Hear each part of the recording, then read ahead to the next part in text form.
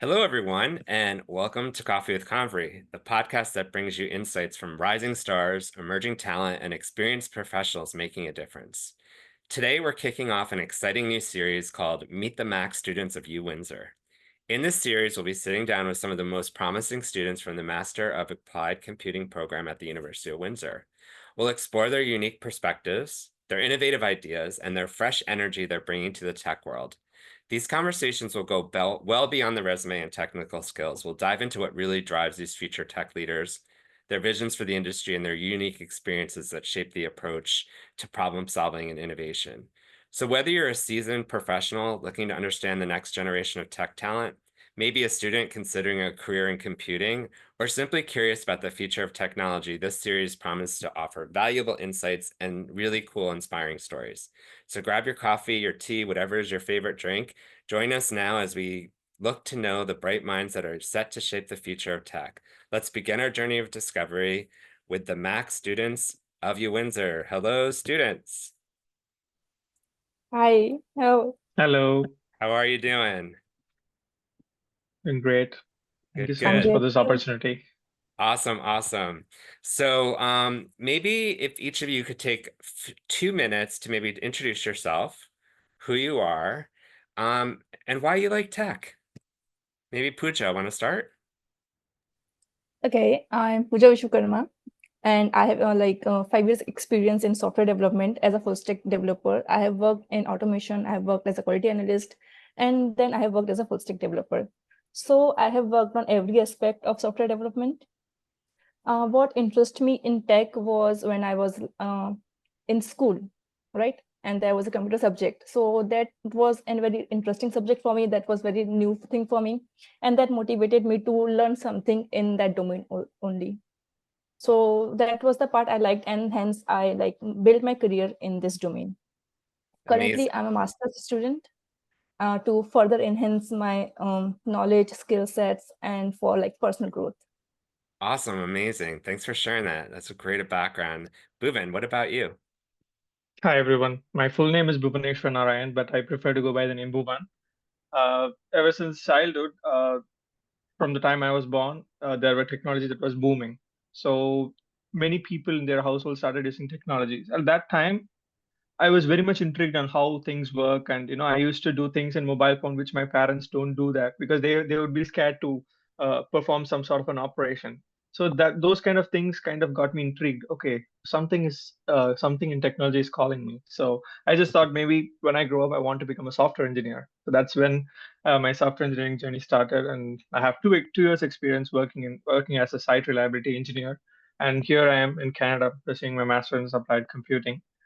I'm trying to explore my field of interest, but I feel like my calling is in the cloud and AI, but I'm still looking to explore more and see how I can fit in this technological world. That's amazing. Of course, Thank you. this is a time to explore, right? And the cloud AI, Yeah, that's a space. There's also tons of others. So I thank you both. Really cool introduction. So I'm going to ask you thanks. like 3 rapid fire questions first. Why don't we start with you, Bhuvan? What is your superpower? I'm adaptable. Adaptable. Pooja, Adaptable. Yeah. I'm a fast learner. fast learner. Awesome. Pooja, we all started somewhere with a first job. I started scrubbing pots in a restaurant, but maybe you both can share what was your very first job, and we'll start with you, Pooja. Okay, so it was after my graduation. I joined NEC Software Solution. Actually, no, that was my first paid job. Before that, I was an intern Okay. with a startup. But my first Nice. job was a software engineer. Nice. Awesome. Good for you. How about you, Bhuvan? My first job was in sales. I worked for Google's premier partner company back in my home country, and I marketed Google Workspace and GCP to SMBs and the corporates. That was my first. Nice. So Yeah, client-facing sales, awesome. yeah. Good experience there. Okay, so if we had to describe yourself in one word, what would you pick to describe yourself? How about you, Bhuvan? What would be the word? One word. I guess that would be the same answer. My superpower, adaptable. I can Adaptable. blend in. Yeah, Good. like a chameleon. Yeah, Yeah. Blend in, but also stand out. yeah. There you go. Pooja, how about you? I'm a very outgoing person. I go along well with people. Nice, nice, awesome. All right, well, thanks for entertaining me here with the beginning. I really now want to jump into your stories and share with our audience and our listeners. So Pooja, I would love for you to ask you this question. Can you talk a bit about your experience when you transitioned from a full-time developer role to pursuing that master's degree? What really motivated you to make that change? So there are three reasons. First is like my desire for advanced knowledge. The second is career advancement, and the third is personal growth. So these were the aspects which motivated me to pursue education further. And of course, transitioning from a full-time job and coming back to studies was not an easy job because I was working and then I have to learn. But because I'm a fast learner and I like learning, that was a smooth process. Yeah. And it was it's a nice experience, like coming back to the studies and learning more things about which you don't know. So Yeah. it's a very good experience. I gotcha. So really making that transition, you really had to actually like shift your mindset back to the classroom, right? And really kind of think of it from that term. But of course, as you said, being a lifetime learner, that also is part of it. So that's good. Exactly. Bhuvan, what about you? I wanted to ask you a question to start with. Can you describe maybe for those listening in here, and don't forget, there's an audience here of young students, people listening, as well as employers and others that listen to this podcast. But think about describing a particular challenge, maybe when migrating to AWS that you led, and like what key lessons did you learn from that overall experience? One thing is that every time when we work for a company, we might have a hope that there is some superiors there for us to lean on to, like they can help us and stuff. But there was one time in my situation where my one of my team leaders has to leave the company for their personal reasons, and I, along with one of my other teammate, had to do a migration. That was kind of like a tedious task because we had to take up all the work. We had to do all the learning because I was straight out of college. I was a fresh graduate and I started working in cloud. I had no prior experience. So every day for me was a learning. And we read the documentations, do all sorts of stuffs like that. And then we were able to perform a successful migration and were able to test it in the cloud deployment. So that was something I feel like it's better to depend on yourself rather than not depending on others, Hmm. and trust your willpower that you can do it. So that is something challenging, and I feel proud of achieving that. Yeah, Yeah. awesome. What a great opportunity you've had. If you were thinking about some of the people listening to this and hearing your stories of how you got into, like, Pooja, you went back to school and got in there, and um, Benva, how you've also like migrated and navigated different things. What would you tell young people that like thinking about tech, how should they get started? Or if they have an interest in tech, what should they consider in exploring it? And how should they maybe tackle thinking about getting into it a bit more, maybe than just a hobby? Bhuvan, do you have any ideas of that? Or maybe some young talent that's listening? As far as I can tell, many people start with programming.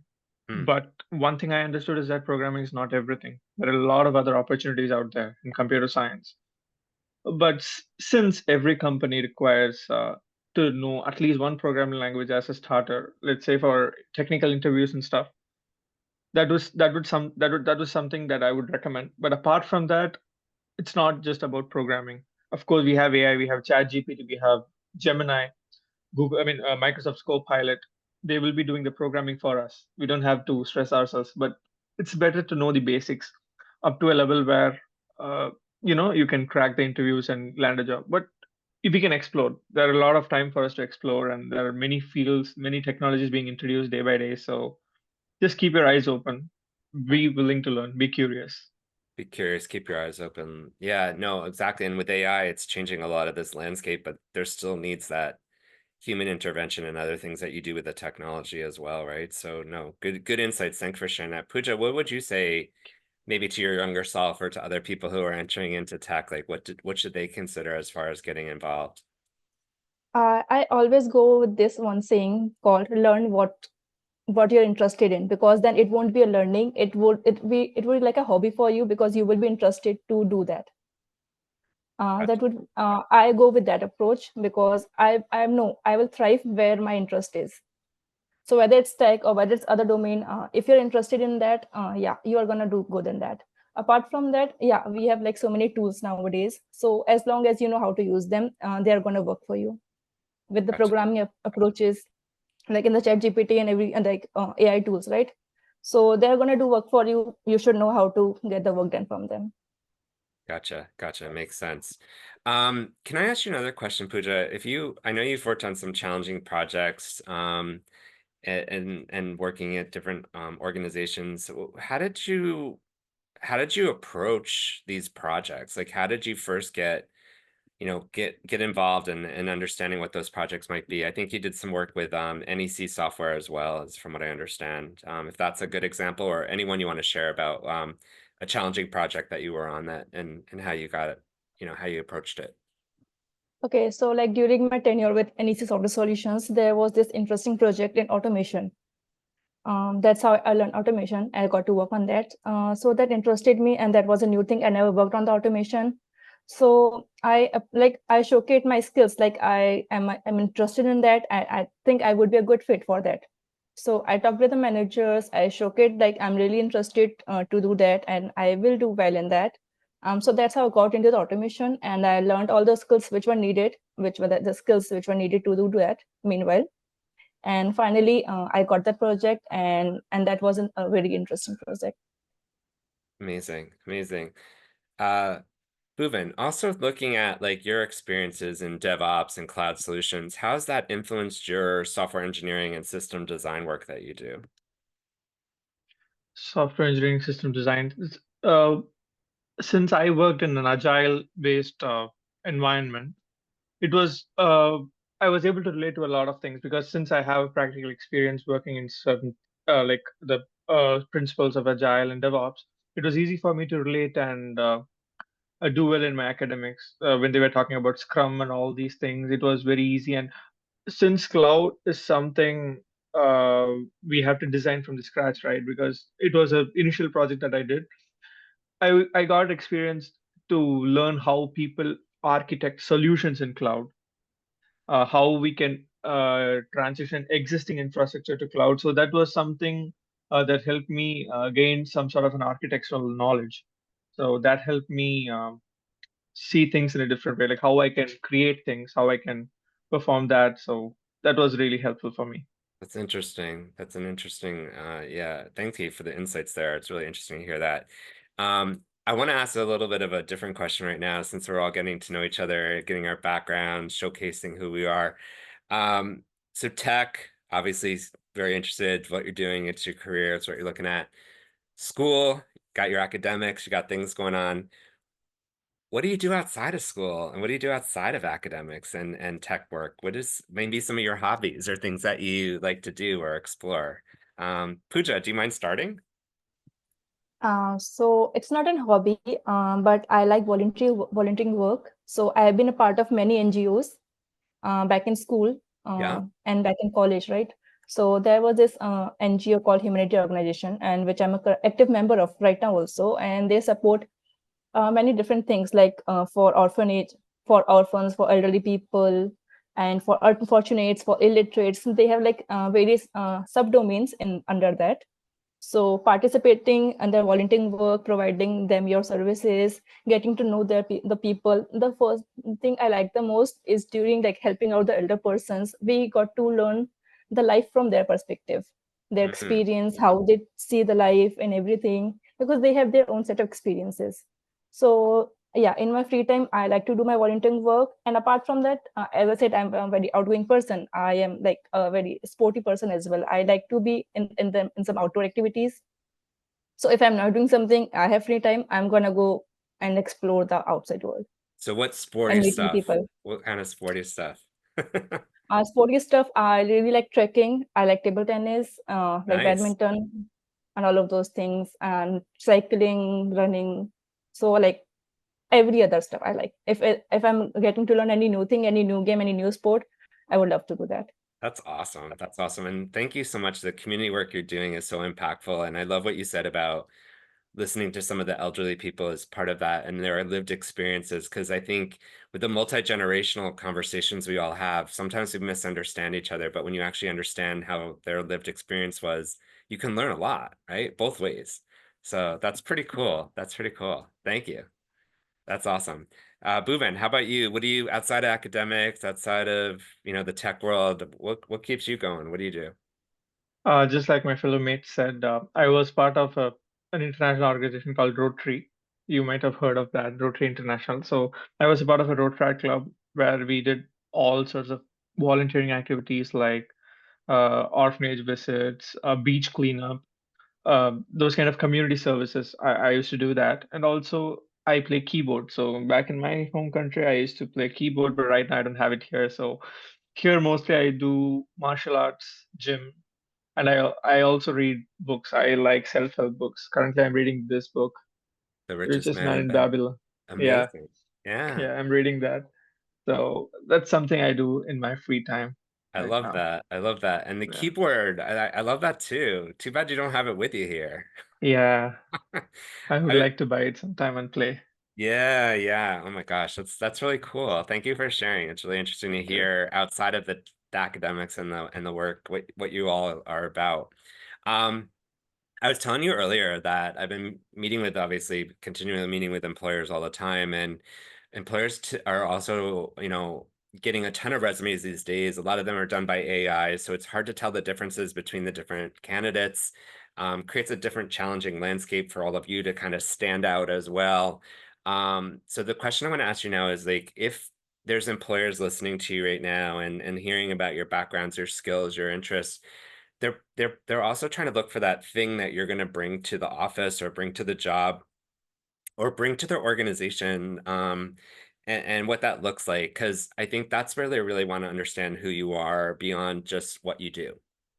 So, Bhuvan, maybe we can start with this one and just think about maybe, if there's someone here listening today and hearing what you're saying, maybe they're interested in that keyboard. Who knows? You never know. There's common grounds and different ways people connect. Yeah.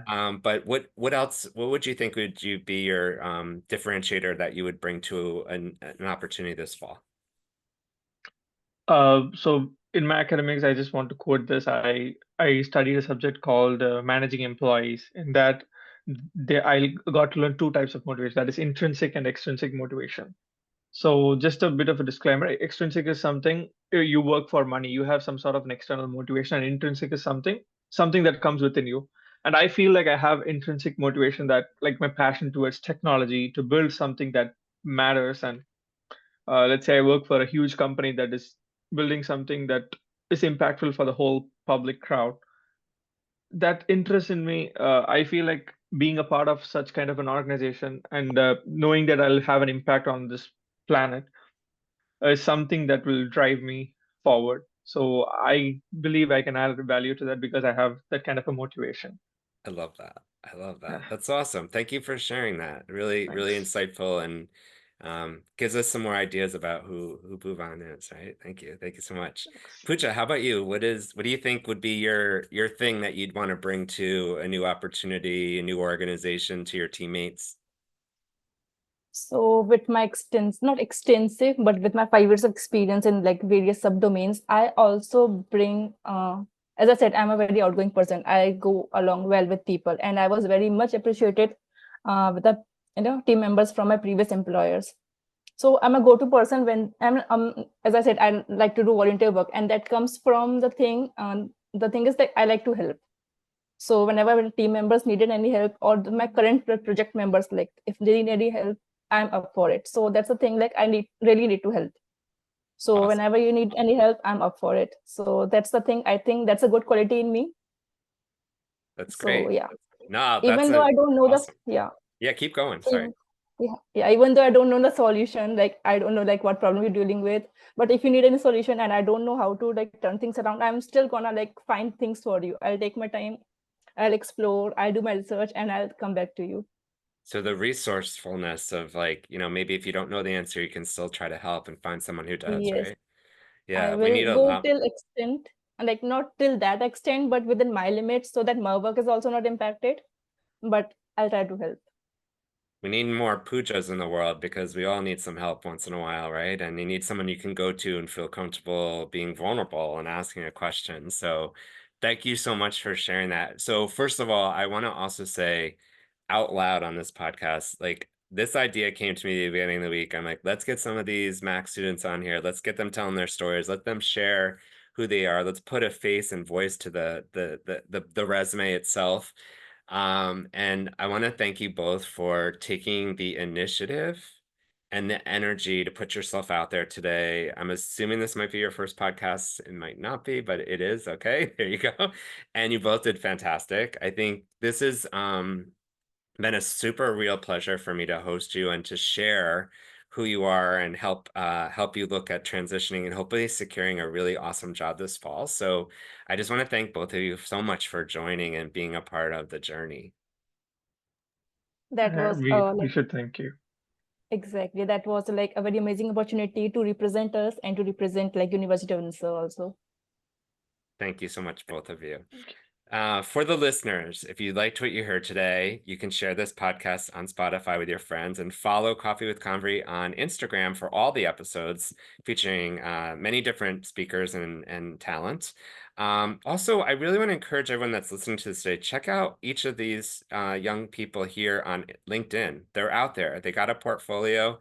They have their LinkedIn profiles. Check them out, and maybe you can find a potential opportunity for them to work with you and connect with them as well. So this has been Coffee with Convery. And until next time, I want to say, please stay well, and we will see you soon.